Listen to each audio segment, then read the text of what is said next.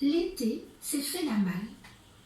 Les arbres se sont dévêtus avec pudeur et timidité. Certains ont voulu retenir quelques feuilles, mais le vent d'automne en a décidé autrement. Le ciel semble avoir vieilli d'un seul coup. Il s'effrite et ses poussières blanches dansent dans l'air.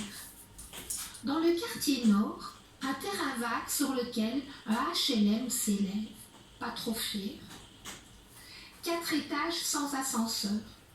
Il a l'air de s'affaiser, fatigué de supporter les saisons. Malgré sa vétusté, il abrite des familles. Allons ensemble dans un de ses appartements. Parmi ces familles, il y a Poilette sans grain, célibataire, 2 enfants à charge. Le 15 du mois, c'est déjà la fin du mois. Le frigo est anorexique. Les étagères se font trop légères. Pendant que les estomacs crient famine, la boîte aux lettres s'empiffre de factures, de rappels, de procès. À force de voir les choses, on ne les regarde plus. Et puis un jour, dring, dring. Qui sait que ça peut bien être à cette heure-ci? Madame Poilette, je me présente, maître Édouard Arrête, huissier de justice. Je viens pour une carence de factures non payées. Oui, eh bien, entrez. Il fait froid chez vous. Le gaz a été coupé, monsieur Édouard. Mais c'est normal que vous ayez froid. Vous n'avez que la peau sur les os. Madame Poilette, au lieu de faire ce genre de réflexion, vous feriez bien de payer vos dettes. Je me dois de faire une saisie sur vos biens. Mais je n'ai pas grand-chose. Voyez vous-même. Je vois, mais vous avez une télé, un ordinateur. Vous n'allez pas priver mes enfants de télévision. Dans 2 semaines, c'est Noël. Arrangez-vous pour aller chez un membre de votre famille, des amis, que sais-je, moi.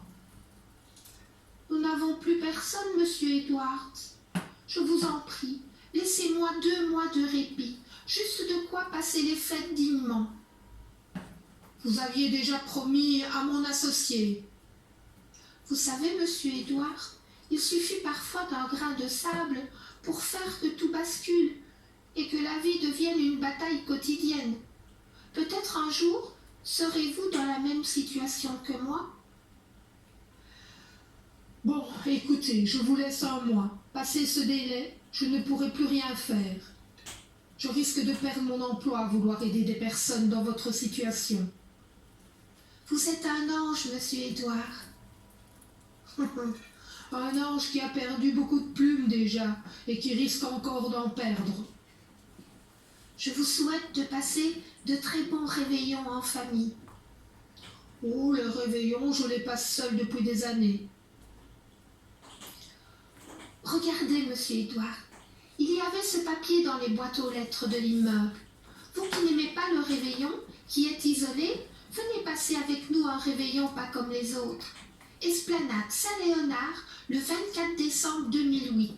Distribution de soupe, auberge du cœur, animation musicale. Prenez le papier avec vous, monsieur Édouard, on ne sait jamais. Édouard arrête, s'en va. Le papier chiffonné dans sa poche, la tête basse, le cœur lourd. 2 semaines se sont écoulées depuis la visite du notaire. Le froid s'est engouffré dans la ville comme un tueur silencieux. Les sans-abri ont peur de la nuit. Mais ce soir, 24 décembre, c'est la nuit de Noël. Je réalise un rêve, passer un réveillon, pas comme les autres. Un réveillon qui rassemble les esselés, les démunis, les blasés des réveillons où l'on s'acharne sur les cure-dents. Moi, pseudo-Vania, sur le site On va sortir, je lance un appel à la générosité des gens. Réalisons une grande auberge espagnole, une soupe populaire. Jouets, couvertures, musiciens sont les bienvenus. 24 décembre, fin d'après-midi, sur l'esplanade Saint-Léonard, Quelques personnes s'agitent. Un chapiteau s'élève vers le ciel. Des tables se dressent. Un canon à chaleur vibre avec enthousiasme. Un parasol vert a ouvert ses bras. Des personnes sont venues y accrocher des jouets, des peluches qui attendent les mains d'enfants qui les adopteront. Un groupe de musique accorde les instruments. Une amie accordéoniste s'échauffe les doigts sur les boutons de nacre blanche. Une chaleur humaine, indescriptible, surnaturelle, nous éclabousse le cœur. 24 décembre le soir. Grâce à cet appel lancé sur OVS, aux 1000 flyers distribués avec Myriam dans les boîtes aux lettres du quartier Nord, nous nous retrouvons le soir du 24 décembre avec 300 litres de soupe, des mets de tout genre, des desserts, des boissons chaudes, froides. Le choix est vaste, les cœurs sont grands. L'amour est partout où on regarde. 24 décembre 2008, dans un coin du chapiteau, assis en retrait, M. Édouard Aretz observe incrédule ses élans de générosité. Poilette s'approche de lui. Vous savez, Madame Poilette, à vivre au dehors, on observe des choses que les autres ne voient pas. Poilette a remarqué qu'il tremble. Elle pose une couverture sur les frêles épaules d'Édouard.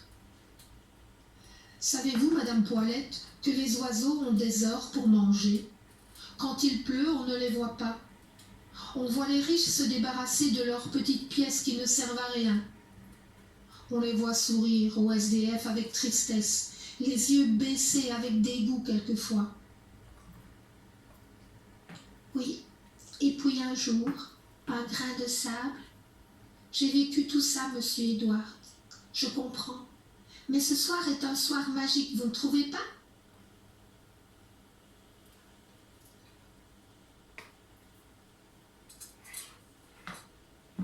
Un autre miracle, et pas des moindres, s'est produit quelque part dans le quartier Nord. Le ciel s'est éclairci un matin d'avril. L'hiver s'est retiré sur la pointe des pieds. Un HLM abrite une famille recomposée. Il y a Madame Poilette-Sandrin, ses 2 enfants, et un certain, comment déjà, Monsieur Édouard Aretz. C'est certain, les saisons seront bien plus faciles à supporter.